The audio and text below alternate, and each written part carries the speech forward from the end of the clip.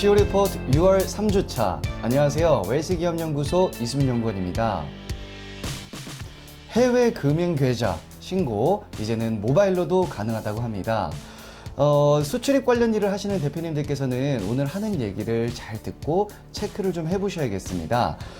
지난 2020년 5억 원이 넘는 해외 금융계좌를 가지고 있는 개인이나 법인이시라면 6월 30일까지 해외 금융계좌 신고를 반드시 하셔야 합니다. 이에 대해서 잠시 후에 자세하게 한번 알아보도록 하겠습니다. 대표님, 지난 2020년 해외 금융회사에서 계좌를 개설한 적이 있으신가요?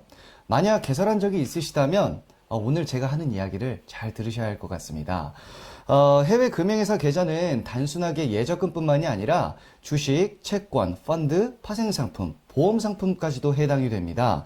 그리고 지난 2020년 월말 말일자 기준으로 각 자산의 잔액을 원화로 평가하고 해당 자산을 합산한 금액이 5억이 넘는 날이 단 하루라도 있었다면 반드시 해외 금융계좌를 신고하셔야 합니다.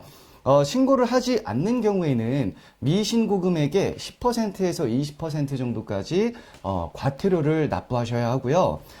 그 금액이 50억을 초과하는 경우에는 형사처벌의 대상이 되거나 명단이 공개되는 등의 불이익을 당하실 수가 있습니다. 각 자산의 평가 방법은 다음과 같습니다. 현금, 해당하는 매월 말일, 종료 시각, 현재의 잔액, 상장 주식과 그 주식을 기초로 발행한 예탁 증서, 그리고 상장 채권, 해당하는 매월 말일의 종료 시각, 현재의 수량 곱하기 해당하는 매월 말일의 최종 가격, 집합투자증권, 해당하는 매월 말일의 종료 시각, 현재의 수량 곱하기 해당하는 매월 말일의 기준 가격, 보험상품, 해당하는 매월 말일의 종료 시각, 현재의 납입 금액, 위 이외의 자산, 해당하는 매월 말일의 종료 시각, 현재의 수량 곱하기 해당하는 매월 말일의 시가입니다.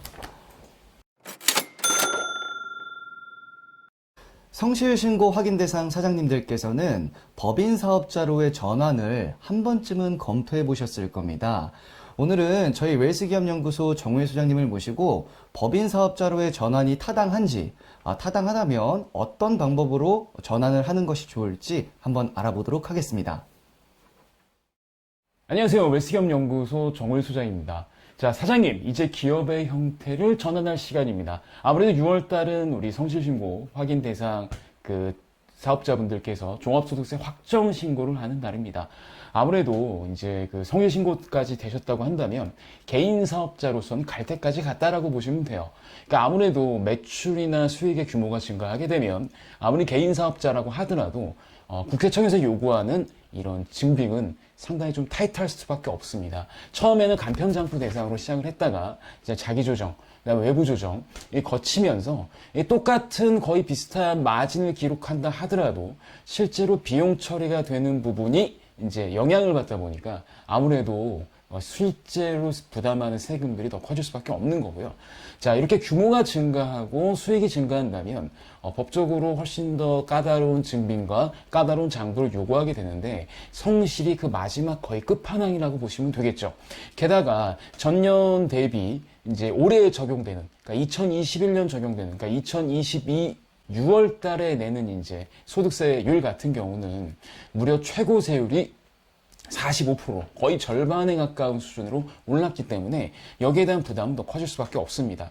그래서 잘 생각해 보셔야 될 게, 우리가 법인 기업의 장점은 개인 기업과 달리 한 해 한 해 발생한 소득을 개인이 꺼내올 때 조절할 수 있다는 게 장점이죠. 그 다음에 개인 같은 경우는 대표자 본인의 인건비가 비용 처리가 되지 않는 반면에 법인 같은 경우는 대표자 본인의 인건비가 비용 처리가 됩니다. 그래서 언제든지 법인의 생긴 이익을 유보할 수도 있고 꺼내올 수도 있고, 그리고 꺼내올 때 과세가 되니까 이 절세의 폭을 잡을 수 있는 게 바로 법인 기업의 형태입니다. 그래서 이제 성실신고 때문에 여러 가지 이유 때문에 세금 때문에 점점 더 국세청의 세금에 대한 이제 투명도가 높아지고 있기 때문에 이제는 어디 숨을 데가 없다는 거죠. 그렇다면 이제 성실신고, 확정신고하는 사장님들의 맞춰서 규모에 맞춰서 이제 법인 기업으로 전환하시는 게 훨씬 더 안전하고 편안하게 사업을 영위하는 게 아닐까 싶습니다.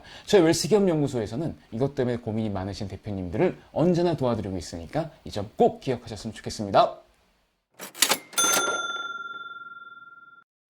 이번 주 저희가 준비한 소식은 여기까지입니다. 성실신고 확인 대상이시거나 혹은 앞으로 대상이 되실 사장님들께서는 언제든지 저희 웰스기업연구소에 상담을 요청하시면 그 해답을 시원하게 드리도록 하겠습니다. 좋아요, 구독, 알림 버튼은 저희가 컨텐츠를 만드는데 많은 도움이 됩니다. 다음 주에는 더 좋은 소식으로 찾아뵙도록 하겠습니다. 감사합니다.